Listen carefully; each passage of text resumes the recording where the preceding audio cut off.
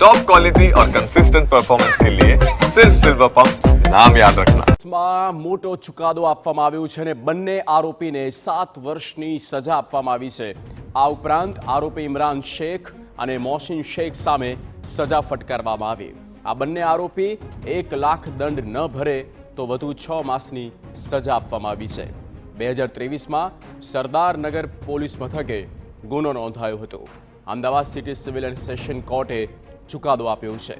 ગૌ હત્યા કેસમાં સજા મુદ્દે ગૃહ રાજ્ય પ્રધાન હર્ષ સંઘવીએ નિવેદન આપ્યું। આ મહિનામાં ગૌ હત્યાના ત્રીજા કેસનો ચુકાદો સામે આવ્યો।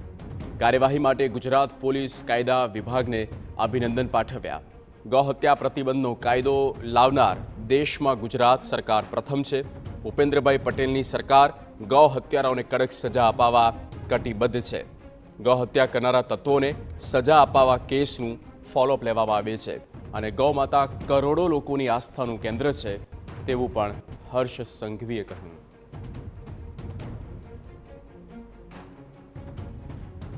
આ ગૌ હત્યા પર પ્રતિબંધનો કાયદો લાવનાર એ પહેલી ગુજરાત સરકાર હતી।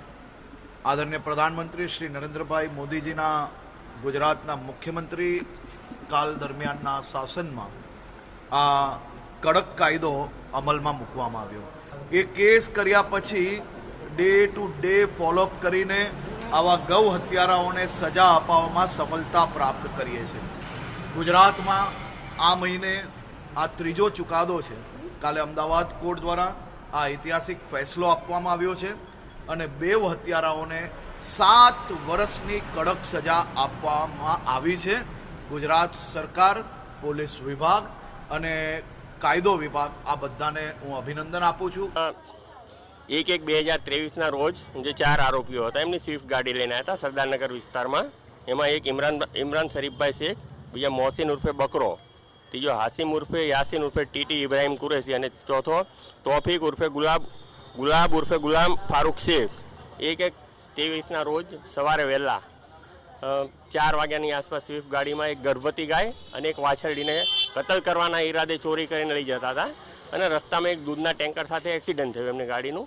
એટલે ત્યાં એ ઇજાગ્રસ્ત હાલતમાં મળી આવ્યા પોલીસને અને ફરિયાદી અને એ લોકો પણ ત્યાં ગયા સાહેદો અને ત્યાં આરોપીઓ મળી આવ્યા અને ફરિયાદીએ અને બીજા સાહેદો એમને કોર્ટમાં બી ઓળખી બતાવ્યા અને ત્યાં ઓળખી બતાવ્યા હતા અને જે વાછરડી અને જે ગર્ભવતી ગાય હતી એ ફરિયાદીને પરત મળેલી હતી, બરાબર। અને આ સમગ્ર કેસ ચાલી ગયો।